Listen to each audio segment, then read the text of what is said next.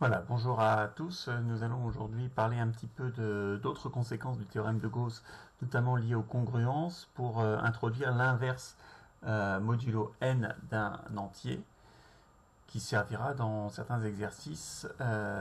Donc, l'idée c'est de parler d'abord de cette propriété, cette proposition qui est là, qui permet de dire que lorsque vous avez deux produits qui sont congrus entre modulo n, si un des facteurs est commun et que ce facteur est premier avec n, alors en quelque sorte on peut passer au quotient, on peut diviser, si j'ose dire, par ce c pour simplifier et obtenir que a est congru à b modulo n.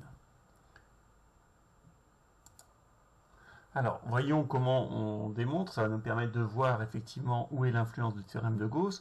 Je prends les mêmes hypothèses, c'est-à-dire n est un entier relatif, naturel, AB et C sont des entiers relatifs, tels que AC soit congru à BC modulo n.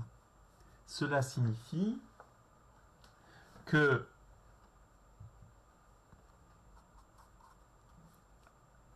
la différence AC moins BC est congru à 0 modulo n.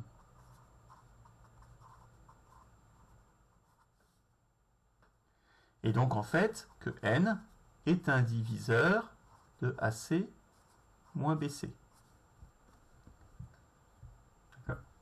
Mais comme nous avons notre deuxième hypothèse, à savoir que C est premier avec n, et que l'on peut écrire AC moins BC comme C facteur de A moins B, n divise le produit C facteur de A moins B et il est premier avec, et C est premier avec n, alors forcément n divise A moins B. Et là c'est le théorème de Gauss.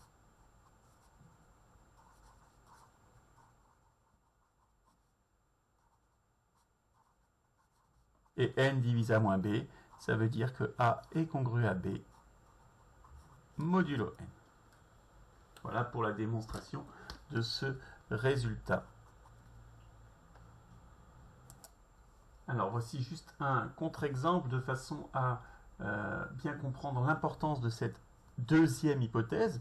On la voit dans la démonstration puisque c'est celle qui permet d'appliquer le théorème de Gauss, mais prenons numériquement, c'est le contre-exemple du cours. On prend 7 fois 2 qui vaut 14 qui est congru à moins 2 modulo 8. Et on a d'autre part 3 fois 2 qui vaut 6 qui est aussi congru à moins 2 modulo 8. Donc 7 fois 2 est congru à 3 fois 2 modulo 8. Mais ici, il est incorrect de simplifier par 2 et de dire que 3 est congru à 7 modulo 8. Tout ça pourquoi? Parce que le nombre par lequel on pourrait simplifier, 2, n'est pas premier avec le modulo qui est ici 8. Donc comme 2 et 8 ne sont pas premiers entre eux, on n'a pas 3 congru à 7 modulo 8. Donc évidemment, voilà pourquoi cette hypothèse est importante.